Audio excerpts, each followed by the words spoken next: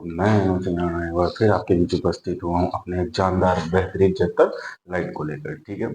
और अभी तक आप सभी जान रहे हैं कि हमने 2 क्लासें की हुई हैं, जिसमें हमने इसके कुछ चीज़ें पढ़ी, जिसमें पहला पॉइंट हमने पहली चीज़ जो पढ़ी थी वो था रिफ्लेक्शन ऑफ लाइट।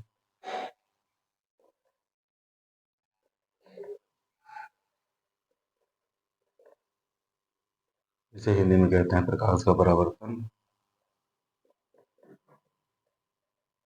और क्या हमने पढ़ा? हमने इसमें पढ़ा मिरर पढ़ा, इसे हिंदी में कहते हैं दर्पण। इसी दर्पण में हमने एक और चीज़ पढ़ी थी स्फेरिकल दर्पण, स्फेरिकल मिरर पढ़ा, जिसे हम कहते हैं गोलीय दर्पण।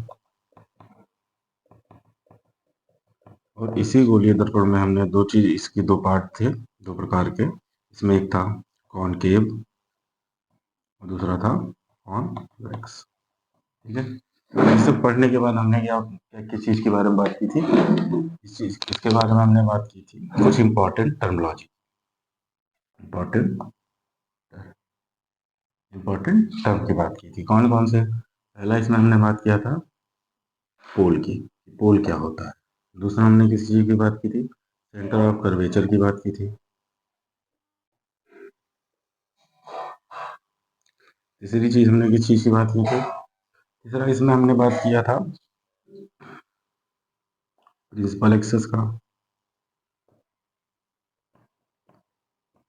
प्रिंसिपल एक्सेस की बात की थी। चौथा हमने किसकी बात की थी? फोकस की बात की थी, ठीक है। और क्या बात किया था? और हमने रेडियस ऑफ कर्वेचर की बात की थी।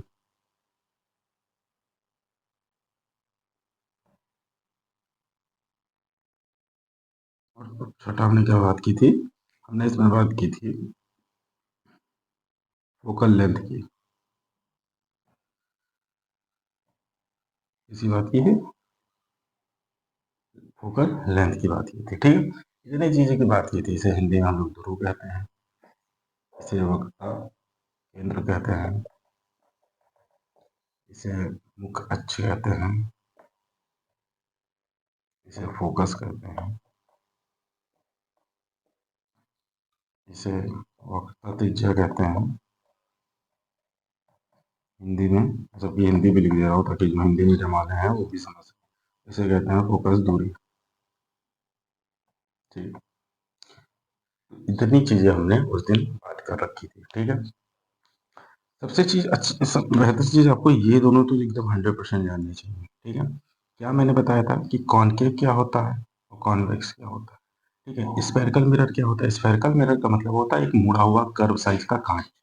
और जब उसका एक कोई, चाहे ये धंसा हुआ वाला पार्ट अगर मैं पेंट कर दूं, या इसका उभरा हुआ पार्ट, इसे कहते हैं आउटवर्ड साइड और इसे कहते हैं इनवर्ड साइड, धरा। अगर कॉनकेव में क्या होता है, अगर इसका बाहरी सतह, उभरी हुई सतह पेंट कर दी जाए तो क्या होगा? रिफ्लेक्शन कहाँ से होगा? अंदर वाली साइड से, मतलब जो चिकनी और स्मूथ सतह होगी, रिफ्लेक्शन वहीं से तो होगा, रिफ्लेक्शन। तो अंदरूनी सतह से प्रकाश का परावर्तन होगा, तो इसे हम कहते हैं कॉनकेव मिरर। कॉन्वेक्स में क्या होता है, इसका अंदरूनी भाग क्या होता है? पेंट होता है। और रिफ्लेक्शन कहाँ से होगा? बाहरी सतह से, ठीक है। तो ये दोनों चीजें मैंने बताई और इसकी कुछ टर्मिनोलॉजी जो यूज हुई है वो बताई थी। अब हम आज क्या करेंगे, इसी के आगे बात करेंगे। मैं कुछ टर्मिनोलॉजी को फिर से समझा दे रहा हूँ क्योंकि ये बहुत ही इंपॉर्टेंट है। यही मेन है जो आगे आप, क्या नाम है, इमेज फॉर्मेशन में, प्रतिबिंब के बनने में आपको ध्यान देना होगा, ठीक है। अब सबसे पहली चीज इसमें क्या है ये देखिए। पहला मैंने पढ़ाया था पोल, क्या पढ़ाया था? पोल, जिसे हम पी से डिनोट करते हैं, हिंदी में हम बोलेंगे ध्रुव। अगर मैं किसी कॉनकेव मिरर की बात करता हूँ, कॉनकेव मतलब बाहरी सतह क्या होनी चाहिए? पेंटेड होनी चाहिए, रिफ्लेक्शन अंदर से होगा। मतलब ये अंदरूनी सतह से रिफ्लेक्शन, प्रकाश इस पे पड़ेगा और रिफ्लेक्ट होकर वापस आएगा, ठीक है। पोल क्या होता है? जो ये रिफ्लेक्टिंग सरफेस है, रिफ्लेक्टिंग सरफेस मतलब जो परावर्तित सतह है, इस सतह का मिड पॉइंट बोल दो या केंद्र बोल दो, लेकिन इसे किसका? सरफेस का। इस मिरर का केंद्र नहीं, इस केवल सरफेस का, जो ये सरफेस है इसका जो सेंटर होगा उसी को हम क्या बोलेंगे, पोल। ये मैंने पोल के बारे में बताई थी। दूसरी चीज मैंने क्या बताया था, दूसरा चीज बताया था सेंटर ऑफ कर्वेचर।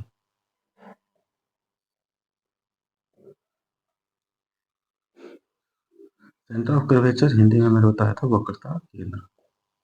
वक्रता केंद्र क्या होता है,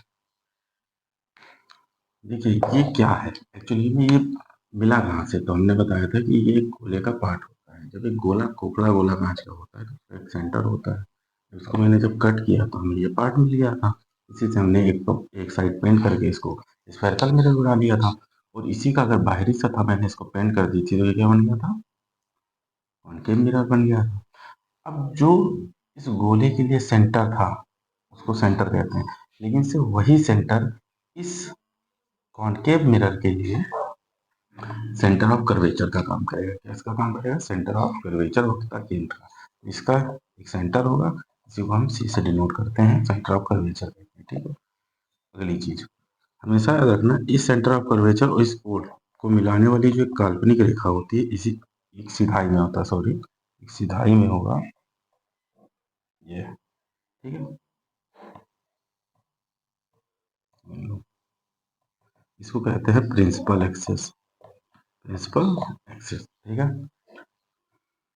शॉर्ट फॉर्म में लिख दिया हूँ, मुख्य अक्ष। तीसरी चीज हमेशा याद रखना, इस सेंटर ऑफ कर्वेचर और इस पोल, इन दोनों के जो बीच की दूरी होती है इसे हम बोलते हैं रेडियस ऑफ कर्वेचर, मतलब वक्रता त्रिज्या। जब ये एक सर्किल था, मान लो एक गोला था, इसका एक केंद्र था, तो केंद्र से परिधि के बीच की दूरी त्रिज्या थी, इसकी रेडियस था। तो जब ये एक स्फेरिकल मिरर हमारे पास बचा तो इसकी भी एक त्रिज्या होगी, जिसे हम क्या बोलेंगे, क्या बोलेंगे, रेडियस ऑफ कर्वेचर बोलेंगे। ठीक है, तो वही ये रेडियस ऑफ कर्वेचर होता है। ठीक ठीक है, रेडियस ऑफ कर्वेचर। ठीक, अगली चीज मैंने इसमें क्या बताई थी, मैंने ये बताया था कि अगर मान लो कोई मिरर है, मान लीजिए कॉनकेव मिरर है। ठीक है, ये इसका पोल होगा, ये इसका सेंटर ऑफ कर्वेचर होगा और ये इसका प्रिंसिपल। मान लीजिए अगर एक लाइट ऑफ रे आ रही है, ठीक है, ये लाइट ऑफ रे है, वो कैसी है, प्रिंसिपल एक्सेस के पैरेलल है। मान लो यहाँ सोर्स ऑफ लाइट है, यहाँ से एक लाइट की रे आ रही है, किरण आ रही है और जाके इस मिरर पर टकरा रही है, लेकिन सी शर्त इतनी है कि ये जो रे है वो प्रिंसिपल एक्सेस के पैरेलल है। जैसे ही इस पर टकराती है तो टकरा के क्या करेगी, वापस आएगी। और जब वापस आएगी तो ये क्या करेगी, प्रिंसिपल एक्सेस के किसी एक बिंदु को क्या कर देगी, कट कर देगी। ये जिस बिंदु को कट करेगी वही बिंदु क्या होगा, फोकस होगा। क्या होगा, फोकस, इसे हम फोकस कहते हैं। ठीक है, और इस फोकस और इस पोल, इन दोनों के बीच की जो दूरी होती है इसी को हम बोलते हैं फोकल लेंथ। ठीक है, इतनी सारी चीजें मैंने उस दिन बता रखी थी। आज मैं कुछ और चीजें बताऊंगा। ठीक है, आज मैं थोड़ी और चीजें भी बताऊंगा। हमेशा याद रखना, एक रिलेशन होता है, इस पर न्यूमेरिकल भी आते हैं, ये हमेशा याद रखना। और डायरेक्ट इसका रिलेशन पेपर में पूछ देता है, इसके किसके बीच, relation between centre of curvature and focal length, मतलब किसके किसके बीच, वक्र का,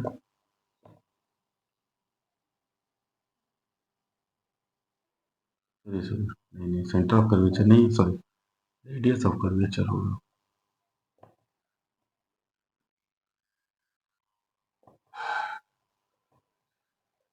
ठीक है, रेडियस ऑफ कर्वेचर और फोकल लेंथ के बीच। रेडियस ऑफ कर्वेचर को क्या बोलोगे, आर, और फोकल लेंथ को क्या बोलोगे, ठीक है। देखो, वक्रता केंद्र, सॉरी वक्रता त्रिज्या एवं फोकस दूरी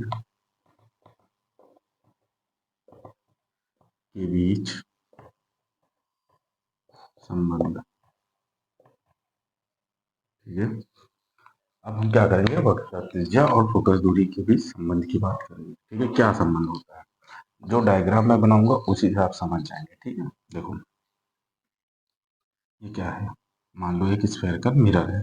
मैंने कौन सा स्फेयर का मिरर बनाता हूँ, मैं मान लो कॉनकेव बनाता हूँ। ठीक है, कॉनकेव मिरर। मैं शुरू में बता चुका हूँ कॉनकेव और कॉन्वेक्स में अंतर क्या होता है। कॉनकेव में क्या होता है, बाहरी सतह क्या होती है, पेंट होती है। पेंट होने का साइन है, ये पेंट है। मतलब अगर दूसरा साइड पेंट है तो रिफ्लेक्शन कहाँ से होगा, अंदर से, यहाँ से हो रहा होगा। ठीक है, अब देखो मैंने क्या बताया, यहाँ पे एक होता है पोल। पोल क्या होता है ये बता दिया। इसका एक सेंटर ऑफ कर्वेचर होता है, वो भी मैंने बता दिया क्या होता है। और इसको मिलाने वाली एक रेखा होती है जिसे हमने क्या बता बोला था, प्रिंसिपल एक्सल। और इसी में एक मैंने बताया था कि फोकस भी होता है। ठीक है, अब देखो इसमें रिलेशन ये होता है कि ये जो सेंटर ऑफ कर्वेचर और ये पोल, इनके बीच की दूरी जो होती है इसे हम बोलते हैं रेडियस ऑफ कर्वेचर, आर। ठीक है, और इस फोकस और पोल के जो बीच की दूरी है इसे बोलते हैं फोकल लेंथ। ठीक है, इतना आपको समझ आ गया होगा। अब हमेशा याद रखिए कि जितनी डिस्टेंस पोल से फोकस की होती है उतनी ही डिस्टेंस फोकस से सेंटर ऑफ कर्वेचर की होती है। मतलब अगर पोल से फोकस की दूरी 2 सेंटीमीटर है मान लो यहाँ तक, तो इतना याद रखना कि फोकस से यहाँ के बीच की दूरी कितनी होगी, यहाँ भी 2 सेंटीमीटर होगी।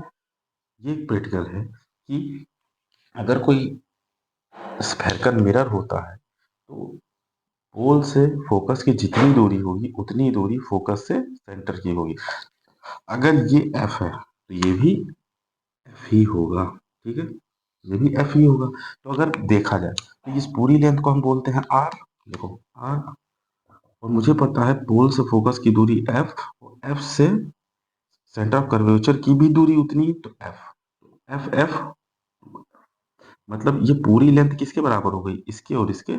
सीधी सी बात है। अगर देखो अगर लिखा है, मान लो ये लिखा है यहाँ पे एक बिंदु है मान लो एफ।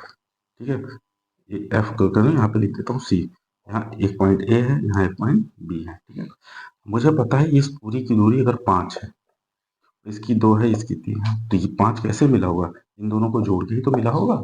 ठीक है, इसी तरह अगर मुझे पता है कि इसके बीच की दूरी एफ है, तो ये भी पता है कि जितनी दूरी ये है उतनी दूरी ये है, जितनी ये है उतनी ये है। तो अगर ये एफ है तो ये भी एफ होगा। और ये पूरी दूरी आर है तो आर की वैल्यू क्या हो जाएगी, 2f।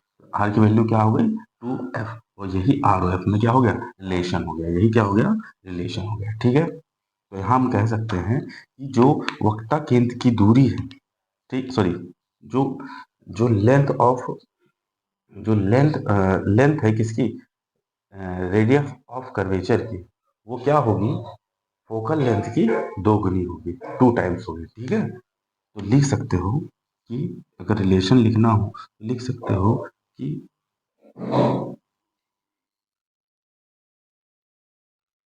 वक्रता, सॉरी, वक्रता त्रिज्या की लंबाई, लंबाई फोकस दूरी की 2 गुनी, 2 गुनी लिख सकते हो, होती है। ये इंग्लिश हिंदी मीडियम वाला है, और इंग्लिश मीडियम में लिखना होगा तो क्या लिख सकते हो,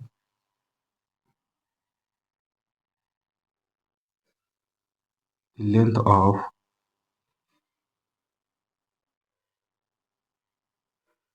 radius of curvature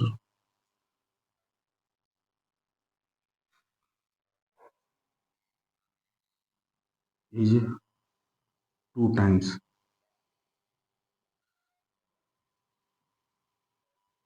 2 times of focal length. ठीक है, ये होता है। ठीक है, तो इस तरह से ये पेपर में डायरेक्ट आ जाता है, उससे न्यूमेरिकल भी आते हैं। ठीक है, तो आप ये चीज लिख सकते हैं। ठीक है, और आप वीडियो को रोक के अगर चाहें तो इसको लिख लेना। ठीक है, अब इससे आगे की बात करते हैं। ठीक है, अब हम डायरेक्ट जा रहे हैं कहाँ पर, अब देखिए अब हम सीधे सीधे इमेज फॉर्मेशन की बात करने जा रहे हैं। यहाँ तक तो हो गया। ठीक है, अब मेन जो आता है इसमें होता है इमेज फॉर्मेशन। जो हमने 2 तरह के यहाँ पे मिरर पढ़े स्पेरिकल में, एक कॉनकेव पढ़ा एक कॉन्वेक्स। इन दोनों प्रकार के मिरर के साथ किस तरह से इमेज फॉर्मेशन होता है, प्रतिबिंब बनता है, हमेशा याद रखना है हमें कोई भी चीजें क्यों दिखती है। आप इसका अगला चैप्टर जो है ह्यूमन आई या मानव नेत्र जो चैप्टर है उसमें इस चीज को बहुत अच्छे कि अगर हमें कोई चीज दिख रही है तो उसका एग्जैक्ट कारण यही है कि उसका प्रतिबिंब प्रतिबिंब हमारे आंखों में पीछे के साइड में आंखों में रेटिना होता है, वहां पर उसका प्रतिबिंब बनता है, जिसकी वजह से हमें चीजें क्या करती हैं, विजुअल होती हैं, दिखती हैं। ठीक है, तो सेम है यहाँ पे हम बात करेंगे, वो मानव नेत्र की बात कर रहा है, यहाँ पे हम सीधे सीधे मिरर की बात करेंगे। ठीक है, अब इमेज फॉर्मेशन के लिए कुछ चीजें इंपॉर्टेंट है। ठीक है, कुछ रिप्रेजेंटेशन हमें आने चाहिए। क्या आने चाहिए? कुछ री कुछ रिप्रेजेंटेशन आने चाहिए। ठीक है, क्या क्या रिप्रेजेंटेशन आनी चाहिए? कुछ नियम होते हैं, सीधे सीधे इसको बोल सकते हो, कुछ नियम हैं, कुछ रूल्स हैं जो हमें पता होने चाहिए, किस लिए? For image formation. ठीक है, इमेज फॉर्मेशन के लिए कुछ रूल कुछ नियम हमें पता होने चाहिए। क्या? देखो, पहला नियम, ये हमेशा आपके मन में दिमाग में ये रटा होना चाहिए, कंठस्थ होना चाहिए।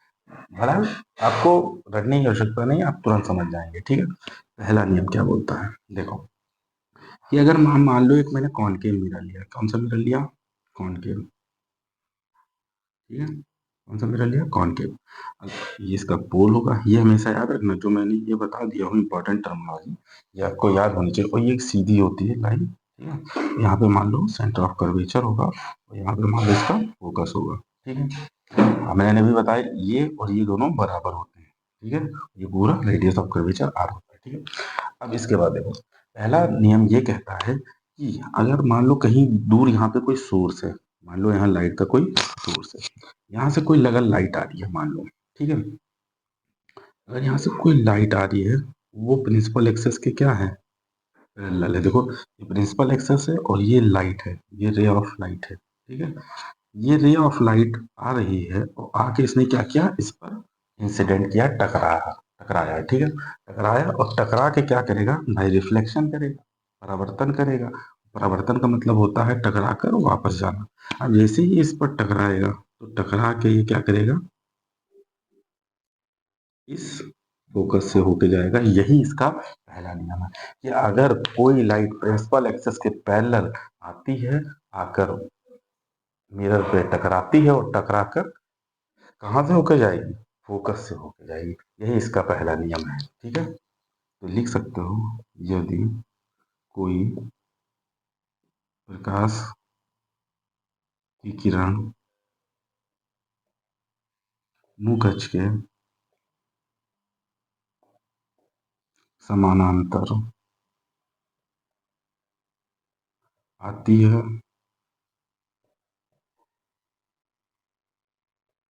परावर्तन के बाद, यहाँ लिखोगे तो परावर्तन के बाद वह फोकस से होकर जाएगी।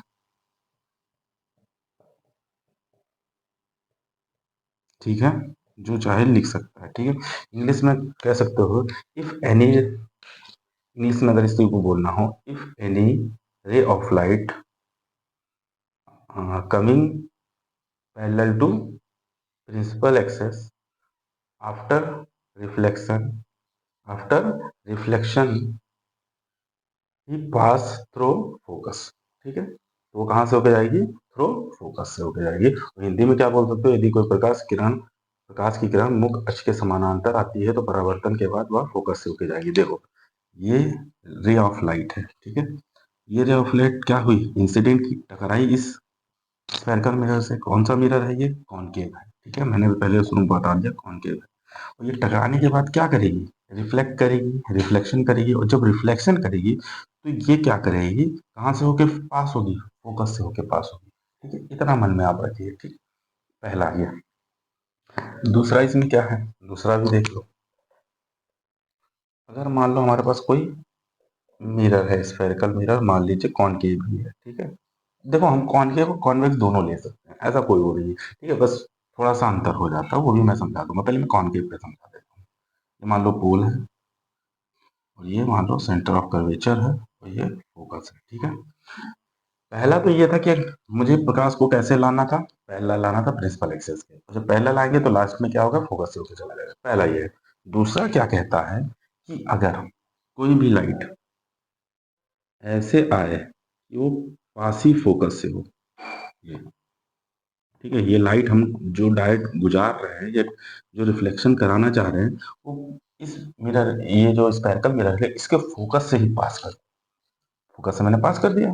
और फोकस से जैसे मैंने पास किया तो पास होके आगे जाके इस पर टकराएगी, और जैसे ये टकराएगी ये क्या हो जाएगी, पैरेलल हो जाएगी। क्या हो जाएगी, पैरेलल हो जाएगी। यही दूसरा नियम है। पहला क्या था कि लाइट पैरेलल आ रही थी और टकराने के बाद फोकस से होके जा रही थी, मतलब आफ्टर रिफ्लेक्शन, आफ्टर रिफ्लेक्शन ये फोकस से होके जाएगी। ठीक है, शुरू का था हमारा पैरेलल से, पैरेलल आना इसके। दूसरे में हमने क्या किया, हमने डायरेक्ट फोकस से ही गुजार दिया। ये फोकस से जब गुजारा तो उसके बाद जब रिफ्लेक्शन हुआ, टकराया, टकरा के जब वापस हुआ तो वो कैसा होगा, वो तुरंत ही क्या हो जाएगा, पैरेलल के, सॉरी, प्रिंसिपल एक्सेस के पैरेलल हो जाएगा। यही इसका दूसरा नियम या लॉ कह सकते हो। ये दोनों एक दूसरे के क्या है, देखो अपोजिट है। इसमें मैंने क्या किया, पैरेलल लाया, टकराया और टकरा के फोकस से हो गुजरा। इसमें क्या किया, मैंने फोकस से ही गुजार दिया, और जैसे फोकस से गुजारा तो ये टकराने के बाद क्या हो गया, पैरेलल। ये दो है। ठीक है, इस तरह से दोनों नियम आपको याद हो गए। ठीक है, तुरंत दिमाग में आपके छप गया होगा। ठीक, बस इसको रिवाइज कर लेना। अब तीसरा मैं बात कर लेता हूँ। ये दो हो गए, नोट करना चाहे तो आप वीडियो को रोक के नोट कर लिया करो। ठीक है, अब तीसरा इसमें क्या है, मैं तीसरा भी इसी में बता देता हूँ। तीसरा इसका नियम क्या कहता है, तीसरा ऑरिजिन है। तीसरा ये कहता है कि अगर कोई भी रे ऑफ लाइट, ये क्या होती है, लाइट आ रही है, लाइट, ठीक है, कोई भी अगर रे ऑफ लाइट कहाँ से पास हो रही है, सेंटर ऑफ कर्वेचर से पास हो रही है। कहाँ से पास हो रही है, सेंटर ऑफ कर्वेचर से पास हो रही है। तो अगर मान लीजिए कोई रे ऑफ लाइट कहाँ से, सेंटर ऑफ कर्वेचर से अगर हम पास कराते हैं तो रिफ्लेक्शन के बाद क्या होगा, वो कहाँ से होके जाएगी। अगर मान लीजिए कोई लाइट ऑफ रे हम क्या करते हैं, सेंटर ऑफ कर्वेचर से पास कराते हैं, तो हमेशा याद रखना कि सेंटर ऑफ कर्वेचर से जो भी लाइट पास होगी वो जिस रास्ते जाएगी, टकराने के बाद उसी रास्ते वापस आ जाएगी। यही इसका तीसरा नियम। ठीक है, और एक चौथा नियम और है जो कि मैं बता देता हूँ इसी में। चौथा नियम ये कहता है, चौथा नियम, कि अगर कोई रे ऑफ लाइट जा रही है, मान लो एक रे ऑफ लाइट मैंने यहाँ से आ रही है, अगर उसे हम कहाँ से, पोल से अगर वो पास कराएं, कहाँ से पास कराएं, पोल से, तो हमेशा याद रखना कि पोल से जिस एंगल पे ये टकराएगी उसी एंगल पे पोल से क्या करेगी, रिफ्लेक्ट हो जाएगी। मतलब ये एंगल और ये एंगल आपस में क्या होंगे, बराबर होंगे। तो यही इनके चारों नियम है। ठीक है, हमेशा याद रखना कि ये चार नियम आपको कंठस्थ होने चाहिए, पता होने चाहिए, क्योंकि इमेज फॉर्मेशन के लिए हमें यही चारों का यूज करना पड़ता। अब आप कहेंगे सर चारों नहीं, वहां पे कोई दो या कोई एक ही, मोटा मोटी कोई दो हम यूज करते हैं, और ज्यादातर यूज ये पहला वाला, सेकेंड वाला और थर्ड वाला यूज करते हैं। ठीक है, इसमें से कोई दो यूज कर लेते हैं और हमारा इमेज हमको मिल जाता है। आवश्यकता अनुसार जिसकी हमें पड़ती है वो उसका हम क्या कर लेते हैं, यूज कर लेते हैं। ठीक है, तो इस तरह से आज हमने क्या पढ़ा, रिप्रेजेंटेशन। मैं अब कल मैं आपको जो अगला हम वीडियो बनाएंगे या अगला जो आपको पढ़ाऊंगा, वो सीधे सीधे मैं पढ़ाऊंगा, क्या नाम है, इमेज फॉर्मेशन। और इमेज फॉर्मेशन के लिए ये जो चार चीजें और ये जो इम्पोर्टेंट टर्मिनोलॉजी मैंने समझाई, ये दोनों आपको पता होनी चाहिए। ठीक है, तीसरी चीज, आपको कॉनकेव और कॉन्वेक्स, जो स्फेरिकल मिरर है, कॉनकेव और कॉन्वेक्स, ये दोनों पता होना चाहिए, क्योंकि हमें दोनों में इमेज फॉर्मेशन करना है। ठीक है, प्लेन मिरर का मैंने शुरू में बता दिया, इसलिए यहाँ नहीं बताया। प्लेन मिरर मैंने शुरू में बता दिया था कि जो प्लेन मिरर होता है उसमें जो इमेज बनती है, जो हमारा प्रतिबिंब बनता है, वो सीधा बनता है, आभासी मतलब वर्चुअल बनता है, और साथ में सेम साइज का बनता है, जितने बड़ा है हम वैसे, और समान दूरी पे बनता है। ठीक है, इतनी चीजें मैं आपको वहाँ पे बता दी थी, तो इसलिए हमने यहाँ प्लेन मिरर आपकी बात नहीं की थी, यहाँ सीधे स्पेरिकल मिरर की बात की।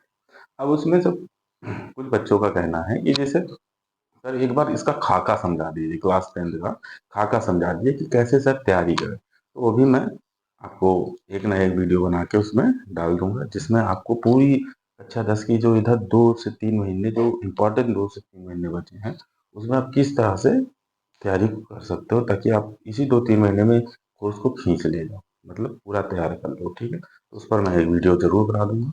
बाकी जो मैं पढ़ा रहा हूँ ये 100% गारंटी है कि इससे आएँगे क्वेश्चन और इससे बाहर नहीं आएँगे, ठीक है। तो इसी के साथ अब मैं विदा लेता हूँ और अगले वीडियो में मिलेंगे। जय हिंद।